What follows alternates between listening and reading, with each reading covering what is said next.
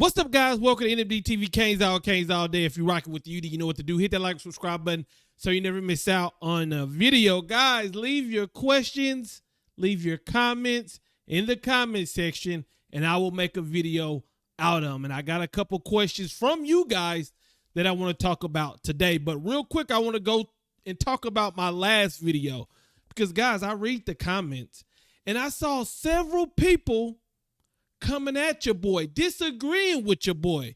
By the way, I love it when you guys disagree with me because sometimes you guys have a different perspective. And sometimes even I got to sit down and say, did I misspeak? Am I looking at something wrong, or did I say something wrong? And I like to dissect it in my brain and think about it. So, hey, if you disagree, don't be shy. Let me know in the comments. Now, this particular disagreement was coming on the fact that I said our cornerbacks have not been tested. Or did I say that? Here is, I'm going to try to clear it up as clear as I can say, okay? The question was, has our cornerbacks been tested like they will be tested versus Florida State? And my answer to that question is no. I believe our cornerbacks have not been tested vertically. When you look at 3 games or 4 games, my bad, we got 4 games to look at. There has not been an offense that consistently from start to finish tested us vertically. So when I say that, I'm not saying our cornerbacks are terrible. I'm not saying our cornerbacks are our weak points. I'm just stating a fact. There has not been one offense that has said, hey, I am going to throw the ball deep on these guys and I'm going to try consistently. The times when we did give up deep passes, it was at the end of the game when it was already over and they were just desperate, so they had to throw it deep. Fast forward to when we play Florida State. I've watched Florida State against LSU. I've watched Florida State against Boston College. And I've watched Florida State against Clemson.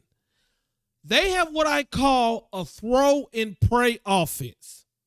What they will do is they will try to run the counter. If you cannot stop the counter, that's going to be your bread and butter all game.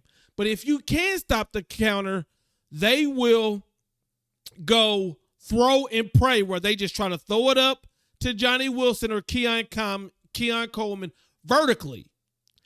I would estimate that our corners will have to guard deep routes from the first quarter to the fourth quarter when we play Florida State.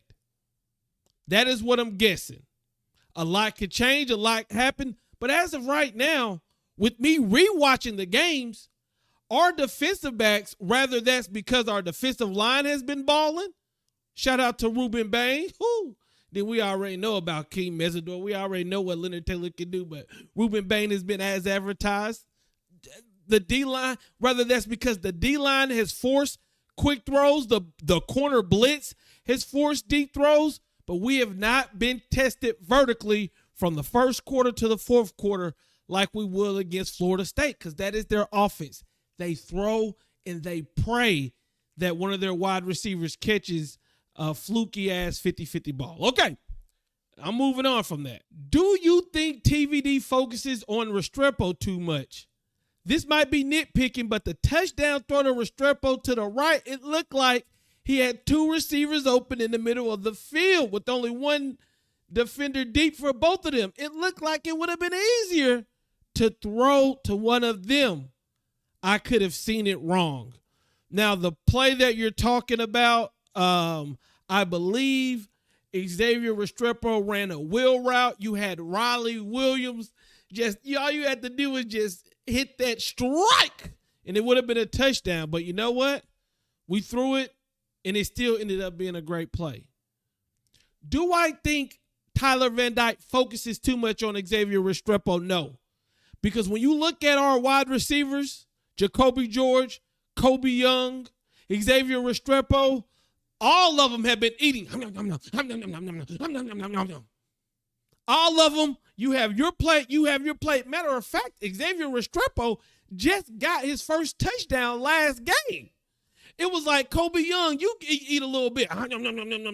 Jacoby George, my guy, you eat a little bit. And Xavier Restrepo has been eating, but he just got his first 2 touchdowns last week. I do not think Tyler Van Dyke has focused too much on one wide receiver. I believe he does have a great chemistry.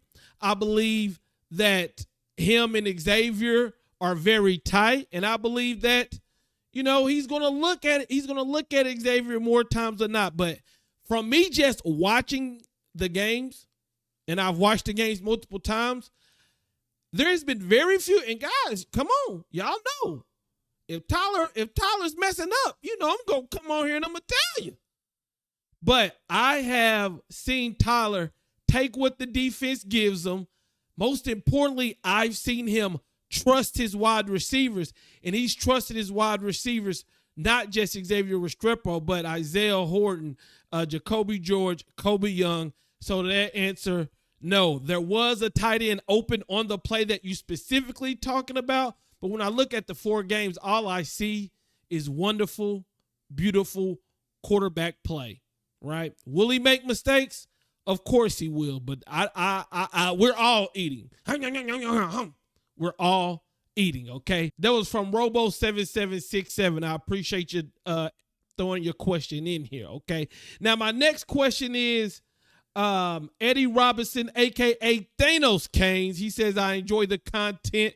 I appreciate you. But the big question, he says, how do you see Miami matching up with the top 5? I believe right now if they played, Miami beats Georgia. Not sure about Michigan and Texas, but I'm not admitting defeat. I believe we beat Ohio State and Florida State. I know the road is long way to top 5, but believe me, Kane's attitude, in order to be the best, you got to beat the best.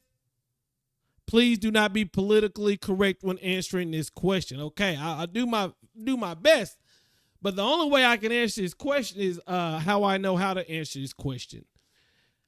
And it's what I've said on Twitter.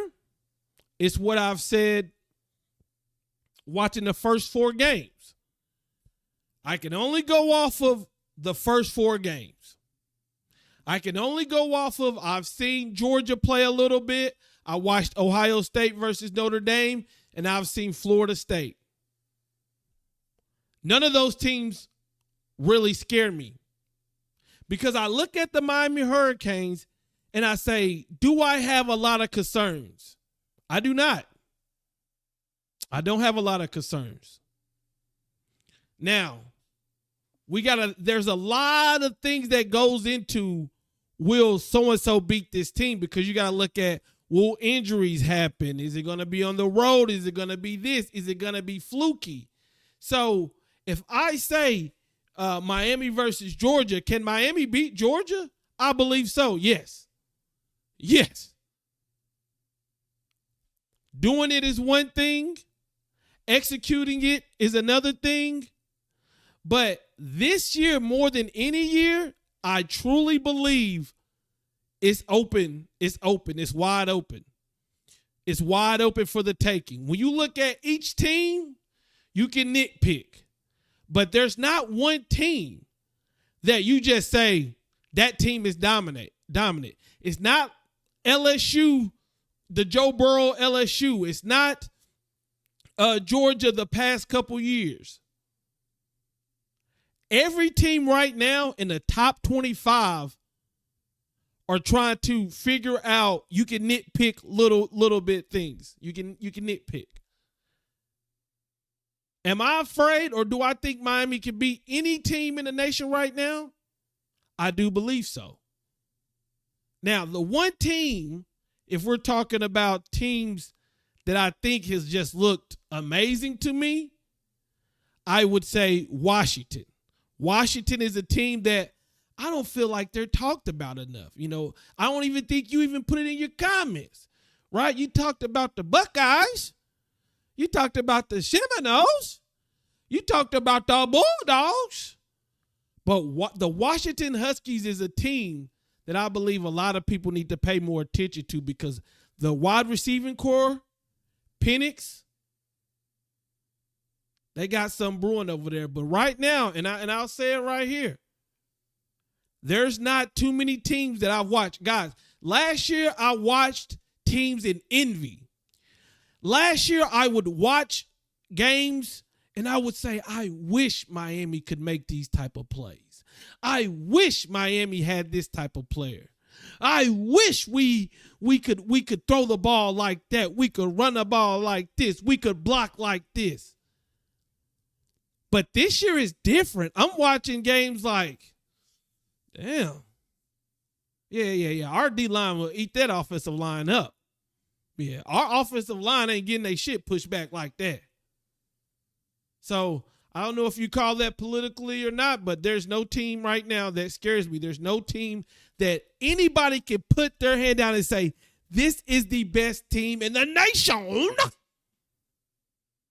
That's just how I feel about it. But hey, guys, let me know what you guys think about it. Thank both of you guys and everybody who's commented and sent their questions in. Continue to send them in, and I'll continue to answer them. I'm out. Peace. No more. The fish. I'm out.